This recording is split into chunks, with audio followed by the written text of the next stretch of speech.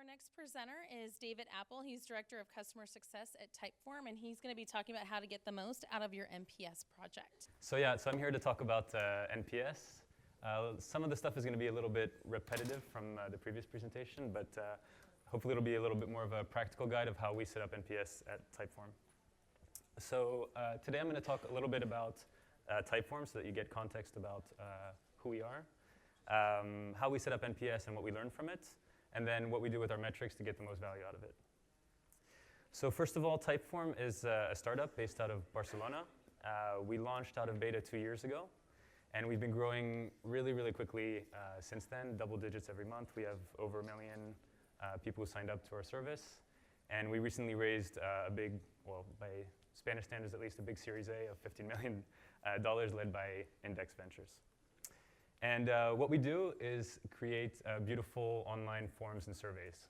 Our focus is really on UI and UX, and we kind of say that we're like what Slack did to the chat industry is what we're trying to do to the form and survey industry.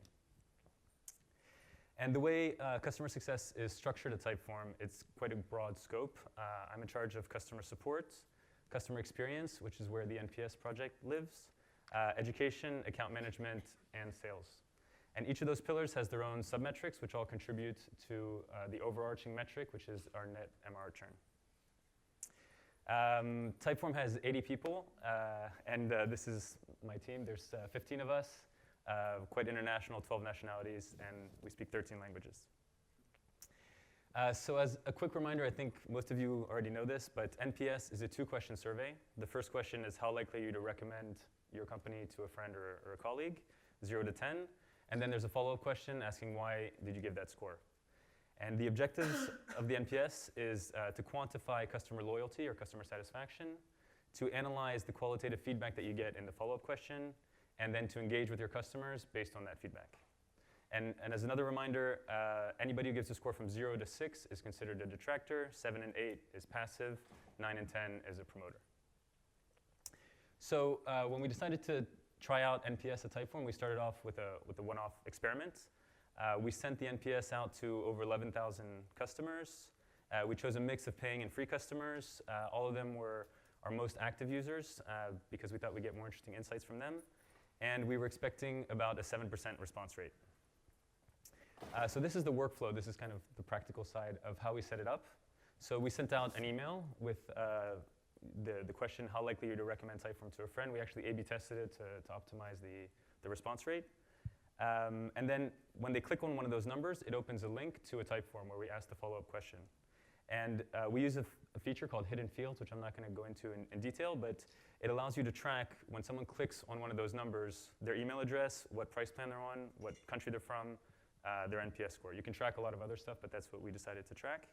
Then they fill out the follow-up question about why they gave that score, and then 3 things happen after that.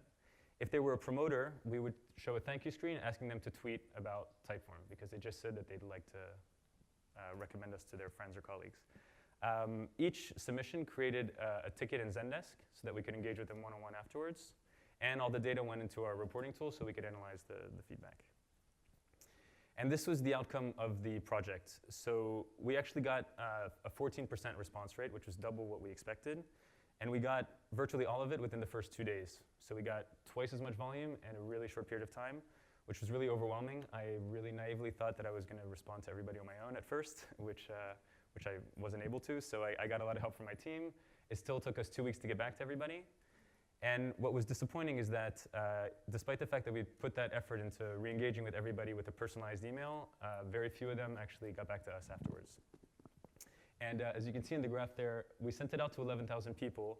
1,500 submitted a response to the open-ended question, but actually 2,600 clicked on a number in the email and didn't submit the response. So we had about a 60% completion rate, which means that we missed out on 40% of customers clicking on a number, so we were missing some of that data.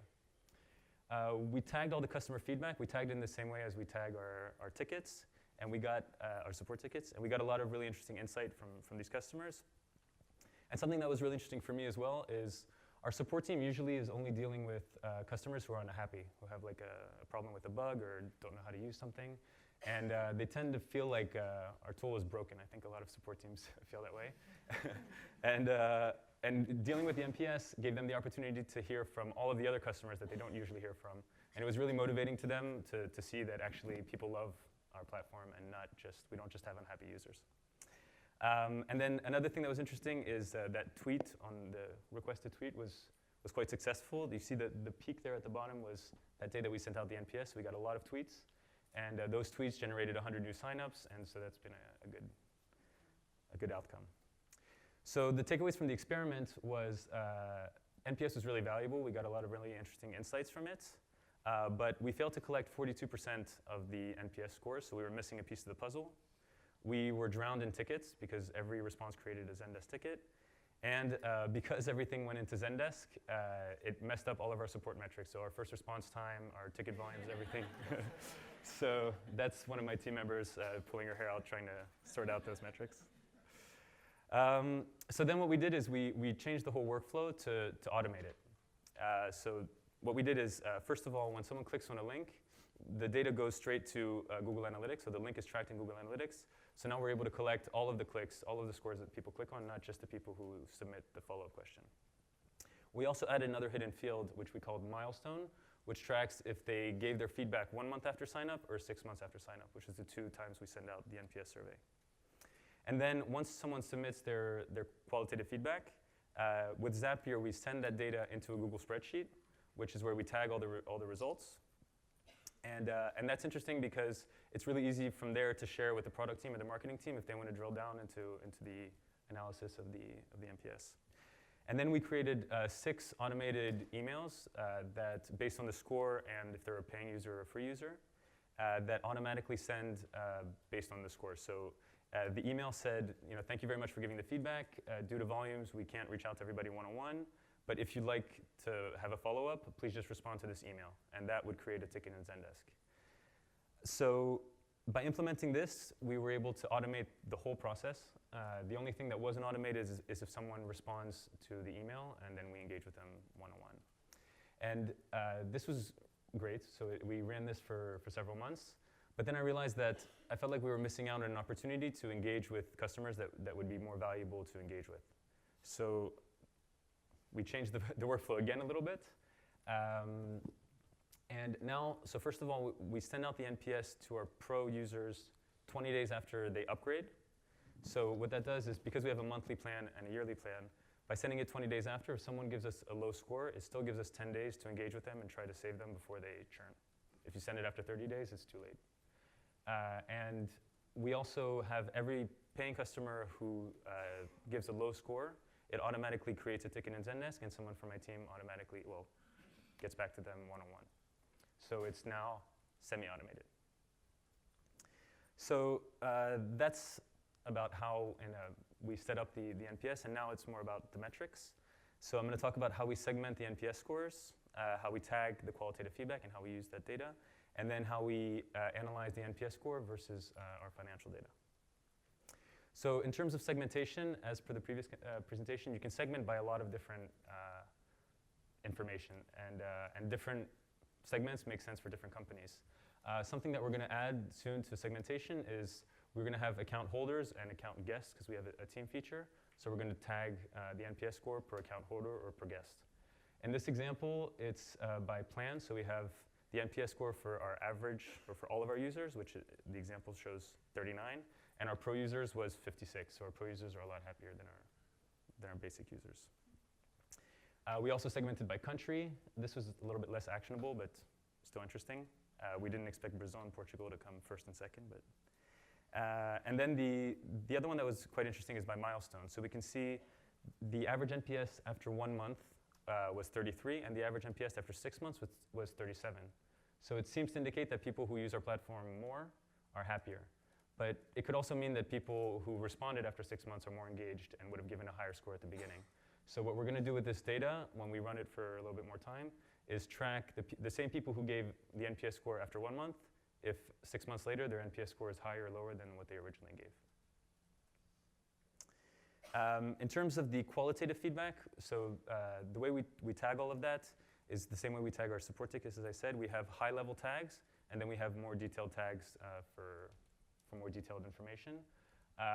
The most interesting information we get is the negative feedback, and so because it helps us know what we should be focusing on and what we should be improving.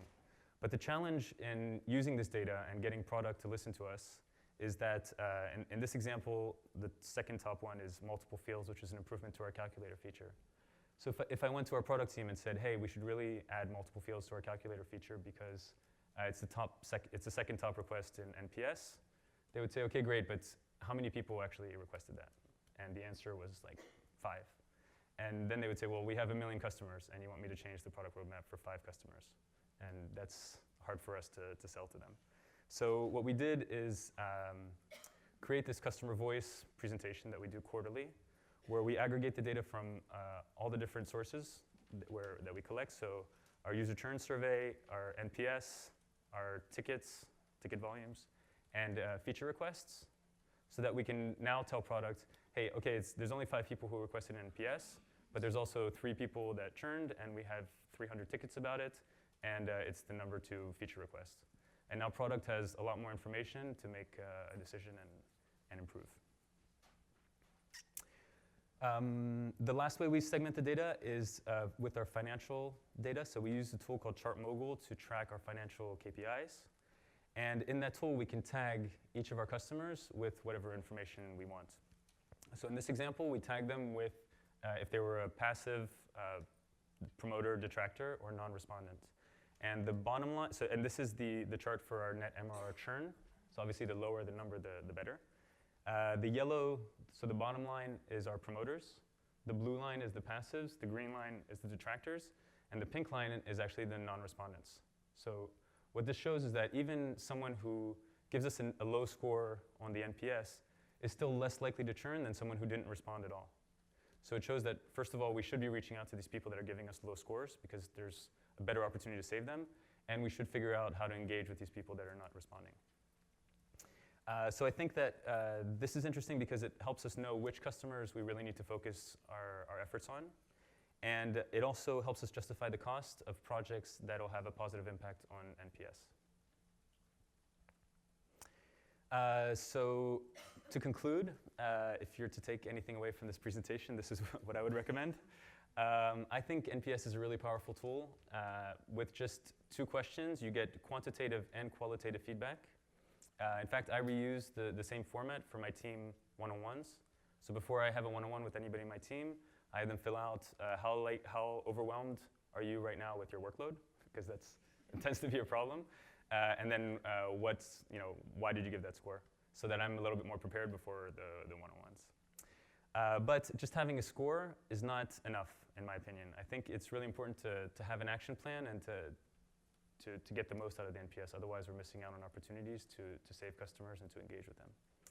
And finally, I think it's really important to demonstrate the importance of NPS on the financial metrics, because that's the way that product will prioritize things, and it will give you more weight to the arguments when you're giving that feedback. That's not me, that's our company logo. But that's it.